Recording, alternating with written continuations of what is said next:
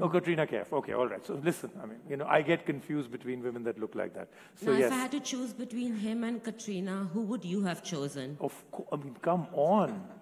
Sorry. For you, the answer should be me. Okay. And then, of course, a person who has sparred with me a lot of times on shows before, Dr. Rajat Chauhan, sports exercise medicine and pain management physician and author. Rajat. Welcome. Come. So Rajat, you of course now represent the part of this panel that usually is the contrarian. We've done the show contrarian before, but you also represent the contrarian part, which is why I'm now really all set to get started. But before we do that, just so that we set stage, literally, let's find out how many people here right now are either wearing or plan to wear anything which is a wearable fitness device.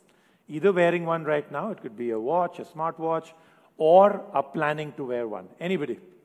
Just raise your hands. Okay. So keep those hands raised. Don't let those hands go away. Okay. So can I just ask you to just come forward? Yes? You. Yeah. You. And keep those hands raised out there. Okay. And the lady in the pink. Yeah, there, right there. Yeah, no. I want the two of you to just come and join us here. We'll do a quick Q&A. No. Sony, we're not testing your fitness right now by how far you can throw that, okay? So, come, just join us here. We have a very quick question. I told you I'll keep this very interactive. You have a fitness band, you should just kind of jump over. Okay, don't do that, I'm just joking, yeah. Hi, how are you doing? Good. Great to have you here. What are you wearing? What fitness band is that? Okay, but you do, otherwise, right? Okay, and let's find out from her. Come, run. Let's get a few steps on that counter.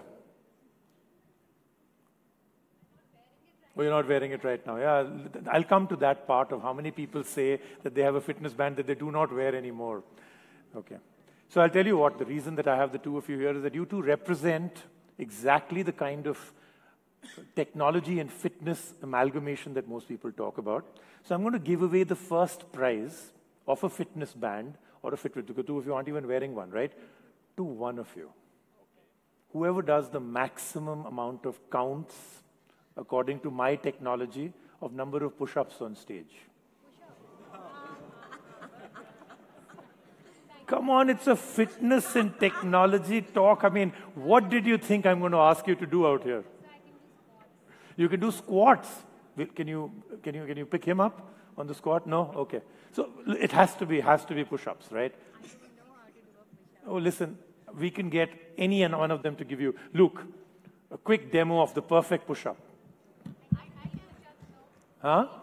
Yeah, no, Luke is going to give you the perfect demo with me sitting on him, on his back. Okay, now look at that, right there. Wow, perfect in every which way. Give him a big hand. That's the perfect push-up.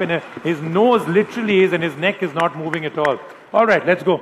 I have a feeling 5 will win it for you. But remember, if your nose doesn't touch, you can take off whatever you like. I have no problem. Never ask the question. I never ever am the right person to ask, can I take clothes off? I'll always say yes. Yeah, please.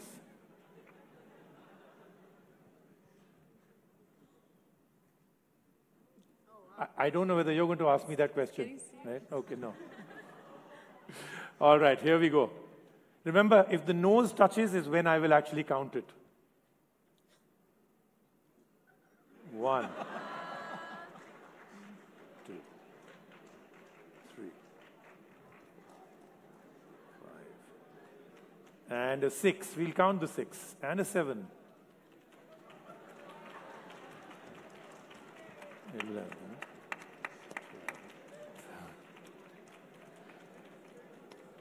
Wow.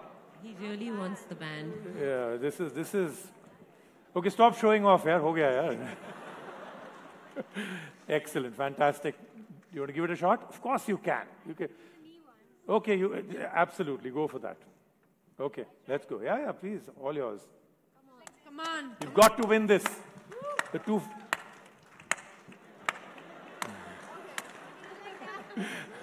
No, listen. Both of you win, okay? Your prizes will be with you. We just wanted to... No, but the squat ke liye, now what are you going to lift up? I mean, We could have got you to lift up Mandana, but she's yeah, no.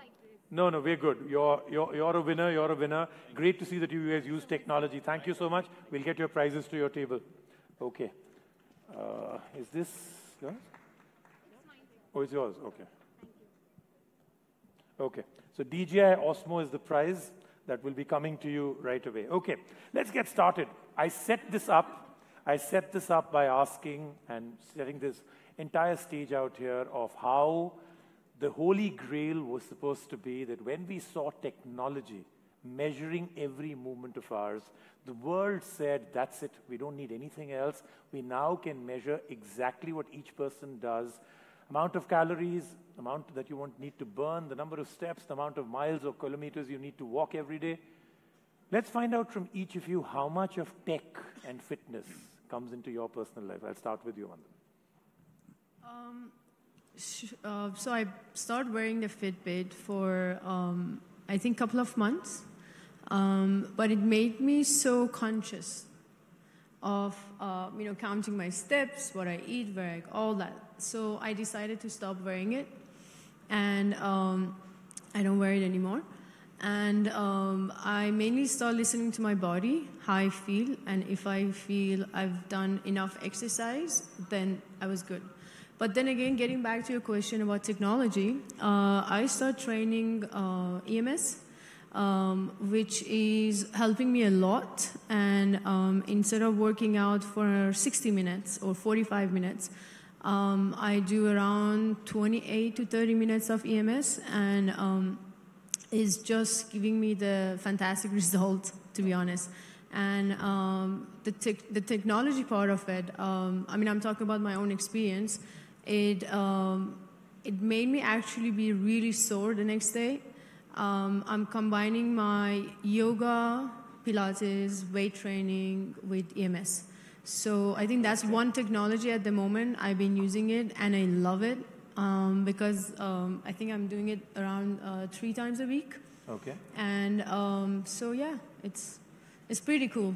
So technology and fitness in your life actually play a role, and a very huge role then. Yeah, it's actually giving you results that you may not have before. Yeah. Okay. Yeah. Rajat, you're of course known as one of the people that uses a lot of technology in fitness, okay, but also is kind of against the whole idea, right? So which is the real Rajat? So I started using polar heart rate monitors way back in 2003, 2004. Used it regularly for a couple of years. But as time went on, I think we all evolve as people. You don't need a machine or like a watch to tell you how your heart rate is doing. I used to be able to tell my pace of running 10 seconds difference. So like, hey, am I doing a 4:15 or a 4:30 or 4:45? I could by the feel of it. And there's a very good study that's come out recently saying about breathing is more important rather than looking at the heart rate. So if you can actually be aware of breathing, it's better than or as good as, one of those heart rate monitors. But a lot of people also say that once you've worn one of these, and you're wearing wearable technology that body hacks and tells you numbers, then you become far more aware of the speed that you're running, the amount of steps you've done in a day, your actual heart rate, and even breathing.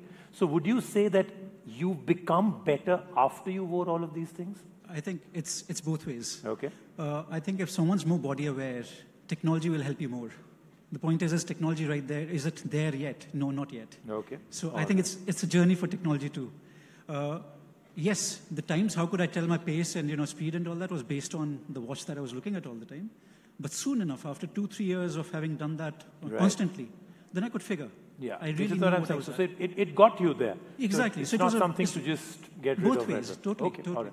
So Yasmin, almost the same question for you. Who's more fit, Deepika Padukone or Katrina Kaif? Okay, no, I'm just kidding. I'll come to that later. No, we will put her on the spot on that one, but not right now. So Yasmin, personally in your life, tech and fitness, how much of a role does it play?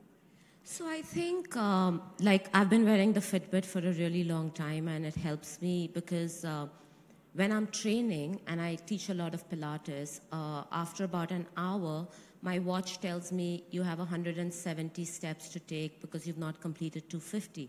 So even though I'm standing all the time, I'm not moving that much. Correct. So it's a great reminder to tell me to move. With my clients, I find it's really motivating for people, and it works both ways, right? It's motivating for a really sedentary person to strap it on. Like my mom's 70 years old, and I just gifted her a Fitbit, and her goal is 2,500 steps. But it's really great for her because she moves that much more. So technology is great. It just depends how much of your life you allow it to rule. You need to know when to use it and when not to. Okay, great. Interesting point. So look, Goki may be one of the more revolutionary things that has happened recently because they just took something which is a wearable and then created an ecosystem around it that I think is no one else in the world has it. Would you say that it's the data and the technology that enables it all, or is it the entire ecosystem? What, according to you, is the more important factor here? I think it's the ecosystem because we have enough of wearable technology and people get data. But what do you do with the data once you have it? Data just remains data unless you utilize it the right way. So I think in the ecosystem, you have a coach who can look at your data and, based on your fitness goal, they can guide you. Because it's really not just about getting steps. People get steps, but their hydration levels are still low. They get steps, but they're still roaming around with vitamin deficiencies. So it's not about steps, it's about getting steps in a body which has the right vitamin levels, the right amount of rest and recovery, the right nutrition going in. So people use bands, and we have data coming in where they say we walk 10,000 steps every day, but we don't lose weight. And then we look at their nutrition and the answer's there. So, you can't separate health in segments. You've got to look at the entire ecosystem of the mind, the body, and the data. So technology definitely gives us that data, and then we have coaches who make use of that data. Okay. So we've established where each of them stand in terms of their own personal fitness and how they use technology. But I want to know, Andana, from you, you obviously were a person that looked pretty fit, but suddenly you've become extremely into this entire world. Like, it is brand new. I haven't seen this part of you before. What suddenly got you so motivated that you hit fitness at this level? Is there an objective? Is there a purpose? Is there an awakening one day? Something usually happens to trigger it off to this level. So I've been playing many sports since childhood. So I played table tennis, I played volleyball for my school team, and I've been working out all my life, and swimming. But for past 1 year, I had a really tough time. And I think working out and start playing football, it was one thing that kept me really motivated to kind of, pick myself up. And I never played football before. And I think what really inspired me was when I started working with an NGO. So I was taking care of 20 kids. And running after the kids, I was like, okay, so this is fun, but how can I get fitter? So the football thing came up, and I always had a problem with cardio. I don't like running, and I don't like treadmills because I like to run outside. And in Mumbai, unfortunately, there are not many parks, and it's really tough in Bandra to run around. So I never could achieve my goals as the way I wanted, like the abs, and as you said, being really healthy. So. I think playing football, it just helped, and I started loving it, and I play 5 times a week. Wow. Well, not right now, yes. Not right now, but... now just once a week, right? Yeah. Okay. No, interesting why and you said, and I hear a lot of people say this, that if it's either you're having the best time in your life or the worst time in your life are usually the triggers for you to want to do something for yourself. So you said that. I think for me it was the worst time of my life, and sports always has helped me. Going to a gym, there are days that I'm really, really low, and I think the place that actually helps me, it's either the swimming pool to swim, or I don't meditate much, unfortunately, but it's either going to a gym or going for a swim.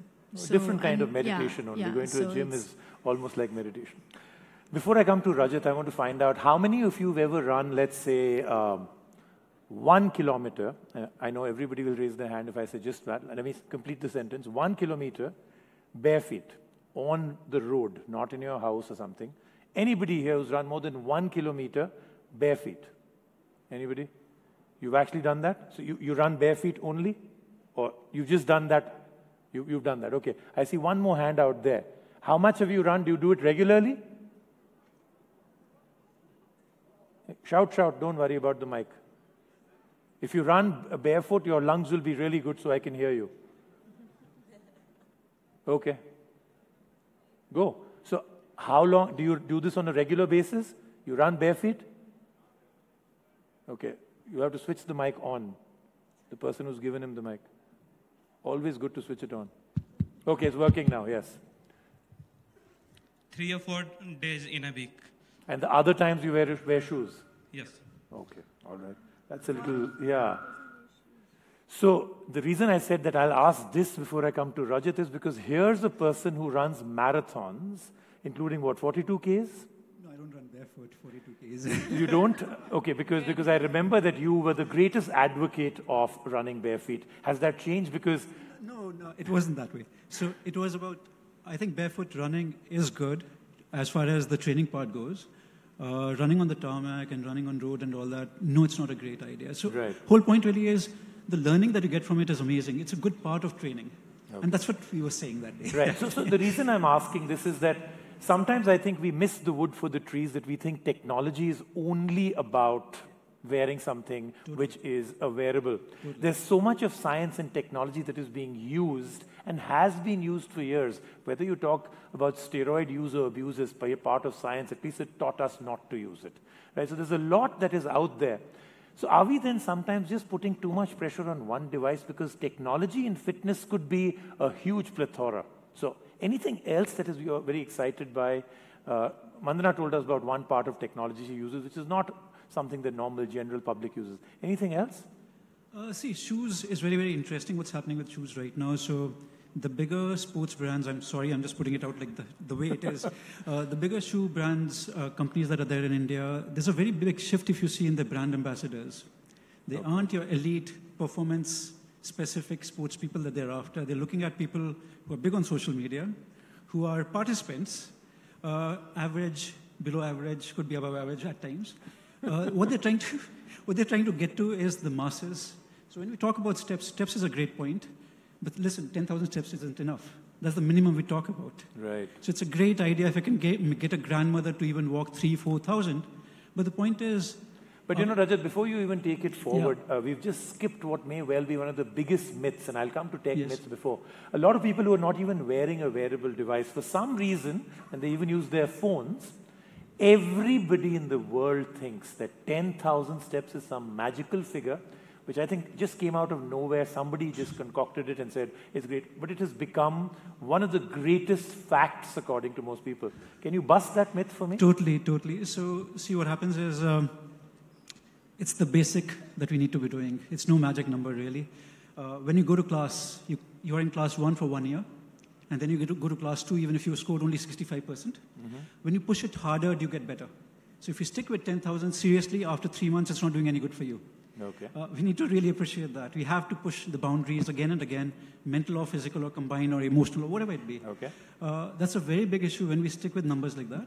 And to answer to the earlier one, I think clothing matters. So as much as I am happy to run in this, but the point is, listen, it's amazing when you're wearing the right shirt, the right shorts. In running, for example, socks matter.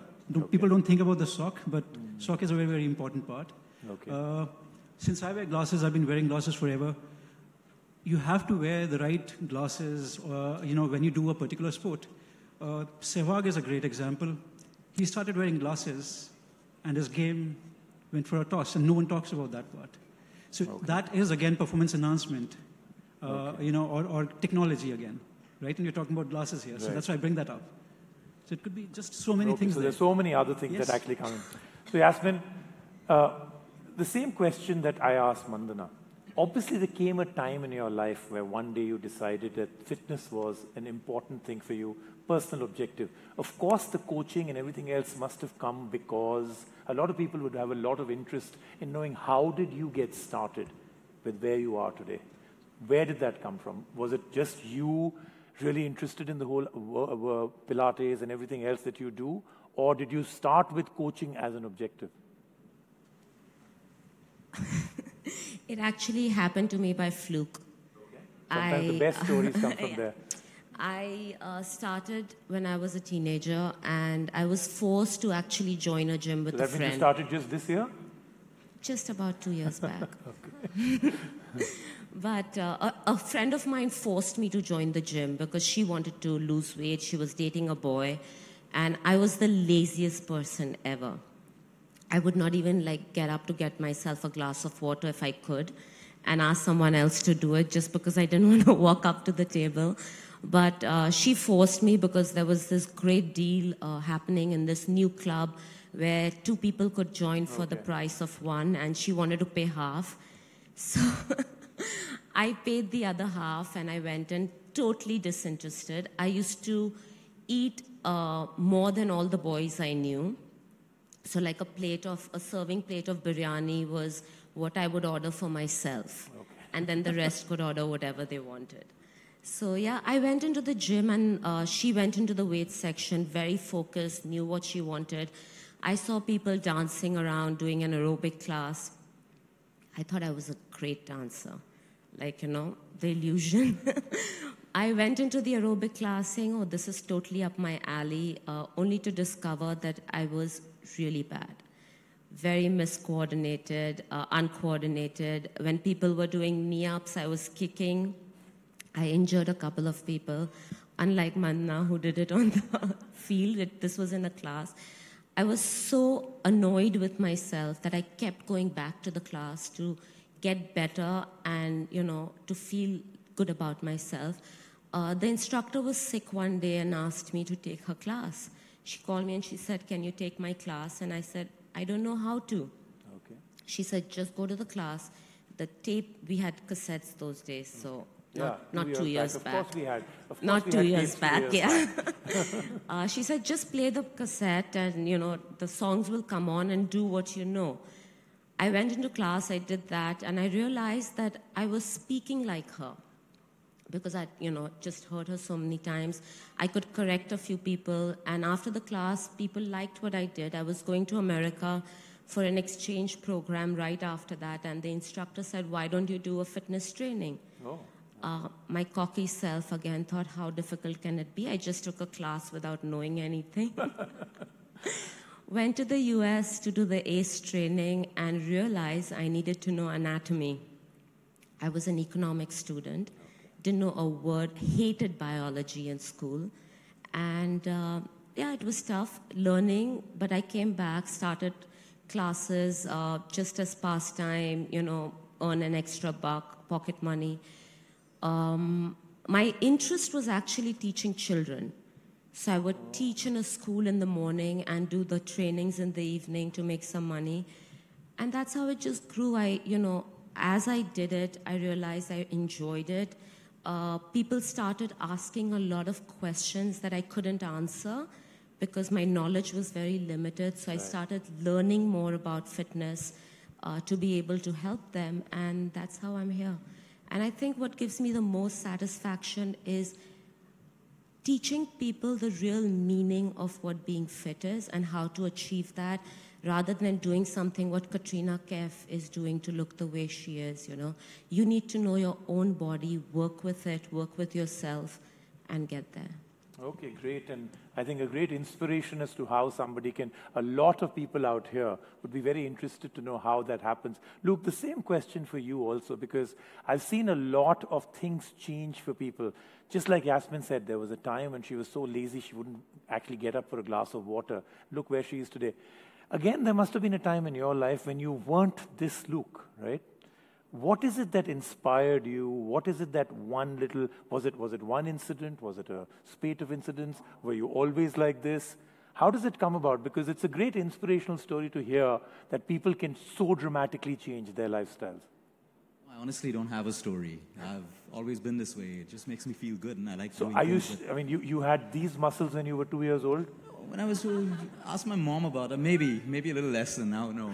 No, but I don't really have a story, to be honest. Okay. I don't have a story. It's, we've been brought up in an environment of fitness, spend a lot of time in Goa on the beaches, so, you're without a shirt. It's normal. You just get into that culture of being actually, fit. I think that would be a great inspiration, that if everyone here lived in Goa, and had to spend time on beaches with no shirt on, I think it would inspire a lot of people to say, okay, these things hanging, no, I need to do something about it, right? Yeah. Okay, so that's one inspiration for sure, yes. Yeah, that's about it. And then I worked in the corporate world in London and Dubai for a while. And I always noticed the topmost management, the CEOs, VP level, they have great jobs, they got great positions, but horrible health. I would wonder how some of them even fit in a first-class seat on their business trips. And I would think, what's the point of growing to that level if you're going to lose your health? And they're in and out of hospitals on 10 drugs at the same time. And that's when I got into the line. I figured you can grow academically, you can grow in your ambition, you can build a company, you can build your business. Now, how can you do it without compromising health? I think that's success. Success is not just having a designation of a CEO or a VP or something like that. I think success is building a company, keeping your health intact, being able to give back, keeping your relationships in order. For me, I think that's holistic, and that wasn't happening. And I felt that, so was the answer to grow to a CEO position, you need to sacrifice your health. Right. And I said, it's not possible. It has to be both ways. And I think that's what got me into this whole line, basically. But is it difficult then to take what you truly believe so deeply within and imbibe that in others who may not think it's that important? Because they say the greatest wall to fitness is self-realization. Till you don't feel it from inside, it's very difficult to get inspired by someone else. So do you see that wall a lot of times where people only want to do the bare minimum and not take it holistically like you're saying? Absolutely. I mean, and that wall is caused by us taking life for granted. So we think that, okay, I've woken up this morning, let me have a couple of drinks, eat more donuts, have 10 coffees in a day, not work out, I'll wake up again tomorrow. Until something happens. And only when tragedy happens for someone, like they get a heart attack or someone's diagnosed with a cancer or a type 2 diabetes, that's when they wake up and they realize that, hey, all the pills I'm on is only maintaining me. It's not making me better. So some people, unfortunately, need that tragedy to realize, but we're trying to create awareness and tell people that prevention is better than cure. Okay, great. So I'll tell you what, now one quick round, and then I'm going to move on to a quick fire round where we have some interesting questions and then questions from the audience. So let's get down to the technology part of it all over again, right? So there's a lot of thought that there is some technology around right now that can make you fit, but a great amount of technology that is yet to come. I'll introduce some of the subjects to you. For instance, they say nanotechnology will make, you'll ingest all these nano robots into you, and everything that is wrong in your body, they'll go and just kind of repair, give you better muscles. So that's the science fiction of it, but there's a lot more that is coming. Anything that really excites you about fitness to do with technology that you either imagine will come or you're already seeing? Can I think about your question for a couple of Sure, minutes? absolutely. Rajat, why don't you start? Yeah, so one thing, I mean, even just adding to that first, I think we are outsourcing fitness. So we think we wear that watch, we wear the shoe, and we'll get fit. It doesn't happen. 70-80% of sneakers that are sold, they're worn by people who are not active. Okay. So, globally, that's the thing. True. So I think it's proactive involvement that, if you want something out of technology, we'll have to do it. It just won't, till that nanotechnology happens, it's not happening for us. Okay. So that's a very, very important part. But otherwise, what it excites me is being very customized. We keep talking about personalized medicine, how based on your gender, your race, your height, your weight, your metabolic rate, and all that stuff, what dosage of a penicillin should you be taking? It should be different. How can it be right taking, the same for everyone across the board? Correct. Same what should be happening for electrolytes, for example. When you're running, could it be, hey, listen, now the guy needs sodium or a calcium or chlorine, whatever it be, And right? that level, not just Exactly. to open a sachet and everyone has Not the at all. same. Exactly. Can it be like that? Like I can run in the heat of 40 degrees in Delhi. I can do a half marathon without water. But the point is that's me with my background, whatever it be. Now, that doesn't mean I'm better or worse than anyone. Right. No one looks at, it's taken 33 years to get there, right? And the way I run or whatever it be. Now, can it be customized like that? So nutrition, seriously, the only thing we today agree on in nutrition is that sugar is bad. Other than that, seriously, we have no idea. Someone saying high carbs, low carbs, high proteins, high fats, it's all across the board. I think those things are getting answered. The big problem is we as scientists are not yet sure about a lot of things. We're talking about technology. One big thing in heart rate monitors is 220 minus age. how can 220 minus age be maximum heart rate for you and me just based on age? Can't be right. It depends on what is our baseline fitness level. Correct. So, those things need to be answered in parallel to technology. We just can't bank on technology just taking away. It's not going to happen like that. Okay, all right. Yasmin, anything? So I feel like technology is great, and I think I said that earlier, but I think you have to be ready for it, and you have to understand it. So even something as simple as a watch, which calculates you have to know what are your needs for your own body, what do you need to achieve, how do you need to achieve that. Like a lot of people wear the Fitbit and 10,000 steps being the benchmark. They might be taking a train to work every day. And, they get that 10,000 steps, whereas someone who doesn't do that doesn't get it. So it's the quality of the fitness that you put into it. It's the food you eat. Is the food right for you? Just because someone's publicizing and saying this is great, but does it work for you? Yeah, all the fad diets like keto, non-keto, and all of this is... Is it food that you've grown up on, that your body knows, it recognizes? There are so many factors to it. So even like right now, Instagram is great, right? Everyone's posting things. But what I post on Instagram that I'm doing might not necessarily be for the public. So for me, individually, I'm very careful about what I post because I post foundation work. So that if anybody out there is following it, their foundation is built. And then you can go anywhere with it. So I think with technology being as great as it is, there needs to be knowledge imparted to the person using it. Okay, good points out there. Luke, anything that's exciting you that actually is merging the world of technology and fitness? It's exciting what technology has done for many things, but it's also scary how far it's moving. People are getting lost in technology. Like people believe the band on their hand can change their health. Mm-hmm. And it just doesn't work that way. We're moving away from the human touch. We're moving away from our natural soul, our harmony. And we're depending on numbers. So people want to know, hey, Shilpa Shetty, what calorie diet is she on? So I'll say she's on a 2,000 calorie diet today. Tomorrow she'll be on a 3,000, and day after she'll be on a 1,000. That's because her day keeps changing. Right. But people want that one number so that they can follow the number, thinking the number's going to get them that waistline that she has. And that's where technology is scary, because the way it's evolving, I think it has to be used in the right way. Like, let's use technology to find a cure for cancer, diabetes, heart attack. Isn't it funny? We're advancing everywhere, but disease is only growing. Because I don't think it's being used to search for a cure. So, we have to be very wary of technology when we come. It's distancing children away from humanity. With the amount of screen time and what they keep seeing, you can see this in the amount of ADHD rising in children. Correct. It's only because of technology. So it's got to be used in such a way that you have overall health. It's not about having a great body, it's about having a sound mind. I can't tell you how many patients walk into my office every day. They have six-pack, size 0 figures, but depressed. And then you have happy people come and they're obese, and when they walk through, my mind's already judging, okay, diabetes, cholesterol, and their reports are clean because their mental state is happy, they're just enjoying life. So, technology won't take us on that path. It's moving us away from that path of being natural. We're all products of nature, which means we operate best within the biological parameters which define us. What I mean by that is when we eat in alignment with nature, when we sleep, when we align the way we sleep with nature, when we align the way we move with nature, not some crazy moves, but movements in alignment with nature, and when we align the way we think with nature, then everything that's a problem can get better. But what can come in between that is technology. And that's rigidity towards numbers and what the screen is showing you and what a blood report is showing you. Those are just parameters, but it's not the truth. Okay, great. Great insight there. Vandana? Yeah, I'm very excited for the technology which is helping me to push myself and do more in kind of the sports that I do. But then, as he said as well, the reason that I'm really fit today, it's because I've been taking my body for granted all my life. Because I used to eat all the junk food.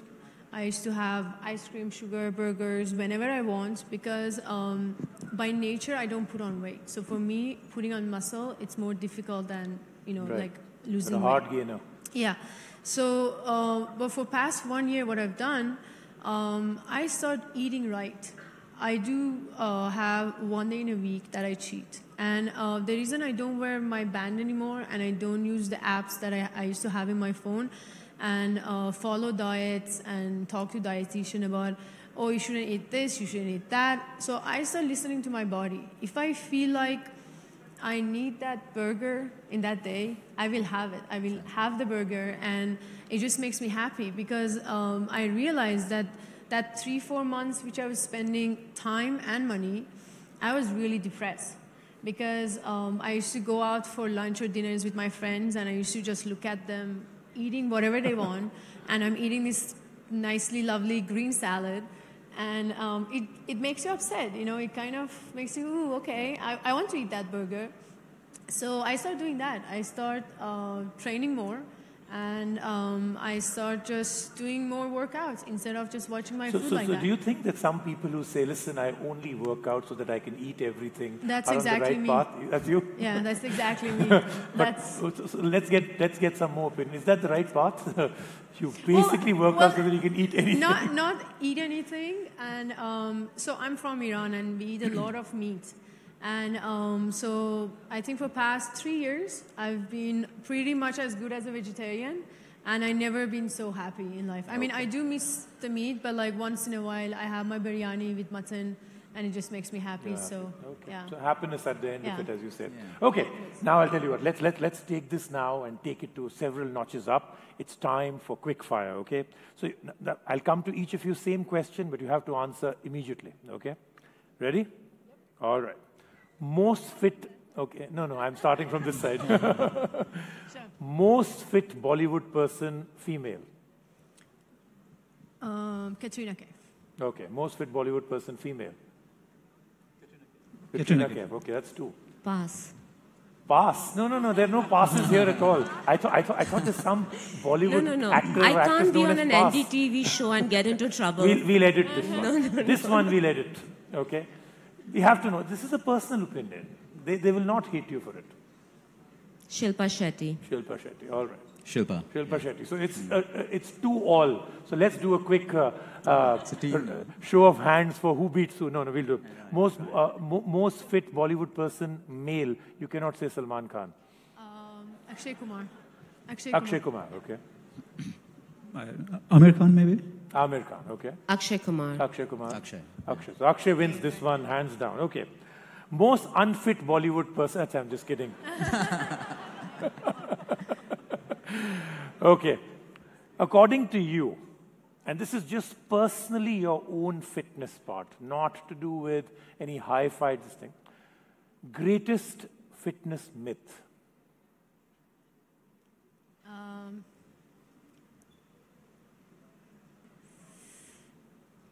Okay, I'm going to start from Luke and come back to you, okay? Greatest fitness myth. I know there are many. I know they must be bubbling with so many of those. But what do you think is the greatest one? Is this something your own personal discovery? Greatest fitness myth. I think the crunches give you a six-pack. The number of people who you just, how many hearts and crunches broke right now? Do you realize all of them who were thinking, after very, very inspired talk out here, I'll go outside as soon as I get a small break and do a few crunches. You just broke their hearts. But he's absolutely right. Crunches cannot give you a six-pack. If you weight train, your fat will turn into muscle. Okay, another, yes, a very interesting one for sure, yes. More is good. More of which? Exercising, so there's no recovery. People don't recover enough. Right, correct. So this is, again, you're breaking the heart of all that, the big guys I just met who do 7 days a week of gym. If they don't get up fresh in the morning, that's a problem. So there's not enough recovery. Right, yes. so recovery is far more important. In fact, that's the building block, right? Vandana. If you do a weight training for 45 minutes, you're allowed to have protein shake and your meal and eggs and boiled eggs. Yeah, another one of the connecting the exercise to the food part of it, right? Okay. For you, what's true fitness? A person who can run a marathon or a person who can deadlift 200 kgs? Or you can go with none of the above? Yeah, none of the above. So, but the myth is Or supposed. if I can add, the person who can run a marathon and be happy and maintain everything around, and the person who can deadlift and not have injury and not take steroids, It's a mix. It's a state of mind at the end of the day. Okay. What makes you happy? Okay. True fitness. Which of the two? A person who can jump out of bed in the morning feeling fresh and alive. Okay, great, yeah. And then go run a marathon and do a deadlift. Very good. Rajat? Yeah, so I think there's no need to be running a marathon to be fit. You know, as much as I tell people to run, I think Yeah, if you someone, just took away all the business of all the people who were saying, hey, when can we visit you, Doc? No, actually, I haven't finished. So 20, 30 minutes of running a day is awesome. It's really well done. If you can do some strength training, say 10 squats, well done. 10 push-ups, well done. There's no need for 200 pounds or kg of whatever. Right. Yes, happiness, the whole rounded thing we need to be looking at. That's very, everyone's missing, the technology is missing emotional part. So that emotional part is very, very good because all of us are going down the drain with that, with technology. Okay. I think that's a consensus we've reached, that technology may well be the little barrier that comes between true fitness, because you've got to be emotionally happy to be really fit. Okay. Between these two, the deadlifter or the marathon runner? I think who do you like more? absolutely agree with her, because people who can actually wake up in the morning and they feel fresh, and you see the glow on their face, and you ask them, oh, what's going on? Why are you so happy? They just they have this energy going on, because it's not because they can lift or they can go to a marathon and run for days or do 2 hours of yoga or all those activities, but they are just so, the energy, the positive energy that they have, I think that's most important. And that can usually rub off on everybody else also, right? That you think. Okay. Second last question. What's on your personal fitness bucket list for 2018? So I think it's to improve my yoga, my flexibility. Okay. Is that something that you're not very... Yeah, I think I've gone to yoga just about 2 years, and I think I have a long way to go. So yoga is... Yeah. Yasmin? To help as many people as I can to get fitter. But haven't you already been doing that? More. It's never enough, right? I mean, in the room like this. Are you going to drop your membership rates for people so that more people can come in? No, I'm going to put out more stuff on social media, which is easy for people to follow and follow at home, and do it without a gym or without equipment, and do it anywhere, anytime. Okay, great. All right, Rajat. So we're doing something called Squats 333. So say that again? Squats 333. Okay. So the whole idea is doing 333 squats in a day. And in a day? In a day. So the plan is by the end of this month, forget about end of the year, to be doing 333 non-stop squats. That's what I'm at right now. Okay, so the next prize will be for somebody who can do 333 squats on stage right now. Keep your hands raised. Okay? Okay, Vandana. On your personal bucket list, once you're done with this one, what's on your personal bucket list that you must achieve in fitness this year? I think after I'm done with this, definitely playing more football. But the goal that I have for... And not breaking your leg every time. Yeah, hopefully not. Okay. Yeah. But definitely I'm going to come back stronger. And I think it's to make my students and my kids' family realize that how important sport is in their life. Okay. Because I have a lot of issues with the families, because they come to me and they say why they have to play football. There is no need. How they're going to earn money, and how they're going to survive. But I feel if we promote sports and health, for our children, it would be great. And I think that's my goal, and I hope. Okay, great. So I think the bucket lists are all excellent. But what I'd like to do now, as my last and final question before we take some quick questions from audience, is if you can actually distill true fitness knowledge in one sentence as the takeaway for this audience, what would that be? One sentence for them to close this session and say that is something really important as their takeaway. Distill all your fitness knowledge into one sentence.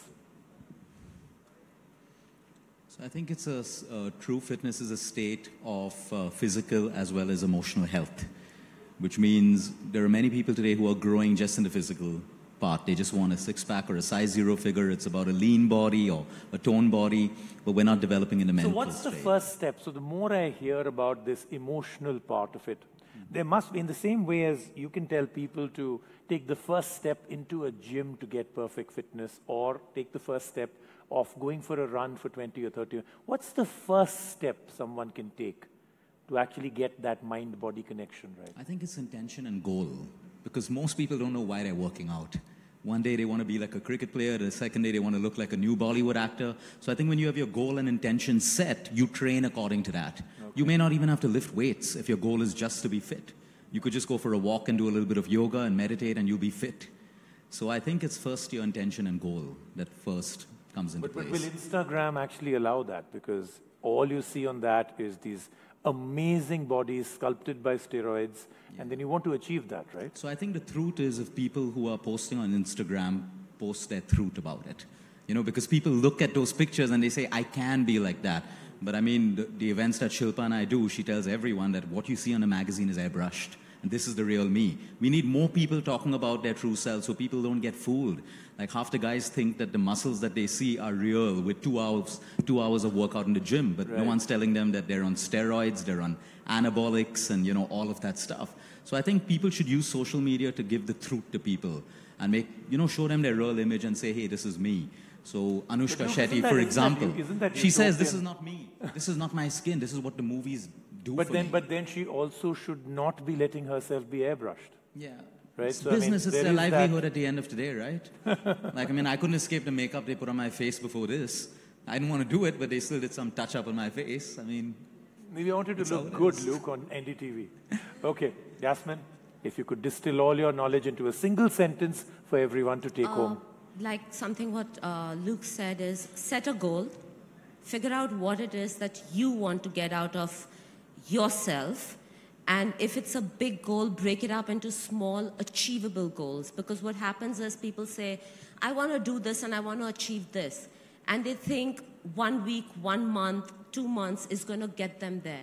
But when you have a goal, it's really, really important to break it up into small goals and reward yourself when you achieve that goal. Because small goals will make you reach your big goal. And that's when success. And like I tell everyone, fitness is not a destination, it's a journey. It has to be a lifestyle. And when you're finding that right thing to do, make sure that you enjoy what you're doing and you really, really have fun doing it. Because if you don't, it will not be a lifestyle. It will be a very short-lived goal. Which means fad diets are completely out. I'm going to change myself completely in 29 days or less is of no use, right? All right, Rajat. All the knowledge you've accumulated over the years in one sentence. So let go of that ego. So, you know, don't worry about who is where kind of a thing. So it's almost contradictory, actually. So the whole idea is get better than whatever you were yesterday or are today. Okay? And slightly, baby steps, exactly, borrowing things from there. Get slightly better than whatever you were. So it's like Sergei Bubka, you know, the pole vaulter. He used to increase the world record by this much every time. Right. But listen, he was breaking his own record each time. So point really is if you're not actually improving your old self, you're not changing. And emotional and physical, all have to... That's why I said ego. You let go of the ego, half the issues are gone. You're not worrying about who's getting a bigger paycheck. You know, half the issue is that. You know, competing with the other person. How much percentage? How does it matter? No one's counting all that once you're gone, because you're going to go very soon anyways. All right, great. Vandana, you have the last word on the last sentence. Everything you've learned about personal fitness or otherwise, one sentence to everybody. I think as you mentioned about Instagram and you know, the business that we are part of it, it can be really scary if all the young people, they actually believe in what they see, because your lifestyle might not be the same. You might not be able to have access to, as I train, MSA, right? Mm-hmm. So first of all, you need to stop judging yourself, comparing yourself to others.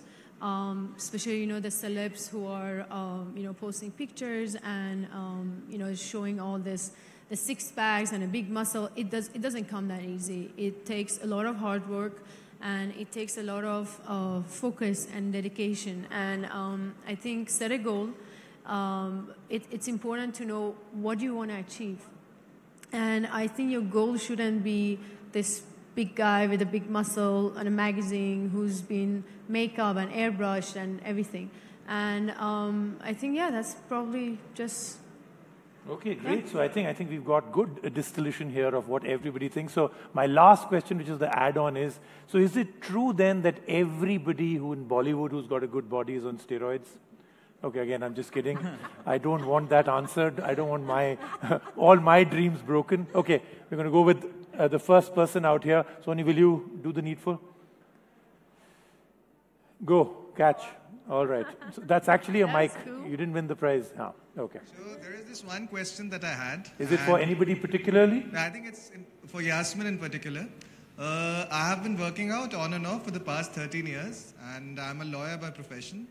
And I also used to be a competitive powerlifter at one point in time. So my question is, I find it really difficult to, when I wake up in the morning, I find myself low in energy. And I don't have time in the evenings because of conferences and now TV appearances. So I just want to know, how is it that I can make sure that I feel, is there something specific, something that I should have for breakfast?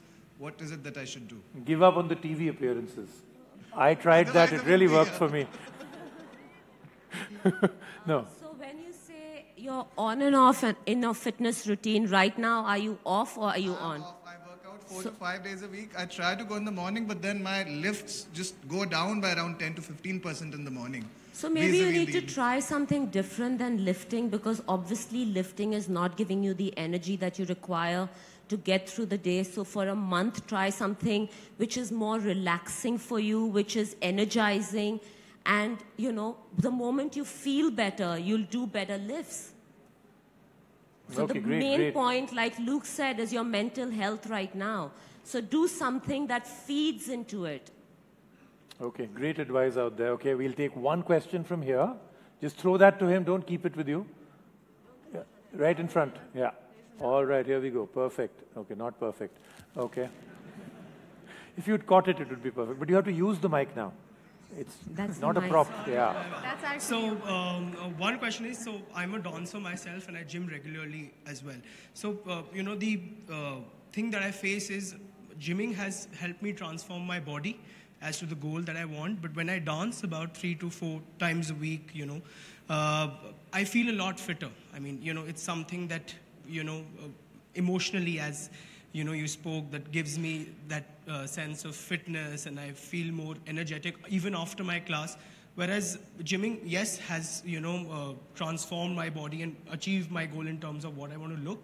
But then, yes, I don't feel that fit in terms of, you know, the stress levels or the, you know, emotionally and mentally. So what's a good mix of, you know... Before you get some really good professional advice from them all, can I give you some advice? Yeah. When you're live on TV in a show like this, never ever say that you're a dancer. Yeah. The next thing will be that you'll be asked on stage. I think that. Because, you know, you may just be fibbing, yeah?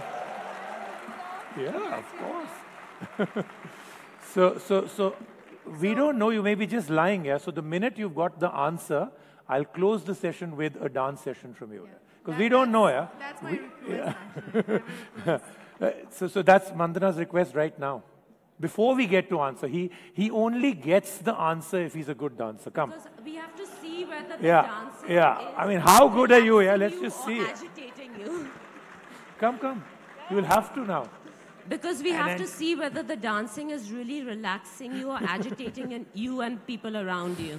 Of course, if you want to dance with someone, you can, you know, Mandana may not be able to. Rajat is available, Luke is available. So choose your partner. Rajat, I have noticed, is a much better dancer than Luke. Yeah. So any day, Rajat. But otherwise, of course, in case you want Yasmin. But a solo would really do it for us. I can hold your watch if you need help. Yeah, sure. Mandana will never give you a watch back now. Okay. Sure. So I don't know if we can do music or we can just do a clap of hands. What kind of dance is this? Oh, there is music. There we go. Something like sounded like this. There you are.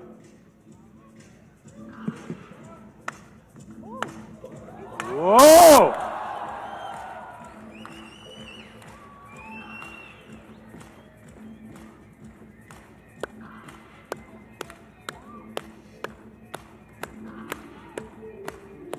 Wow! Come on. Give him a really big hand. He deserves the best answer now possible. Yeah? Stay here. We'll give you the answer.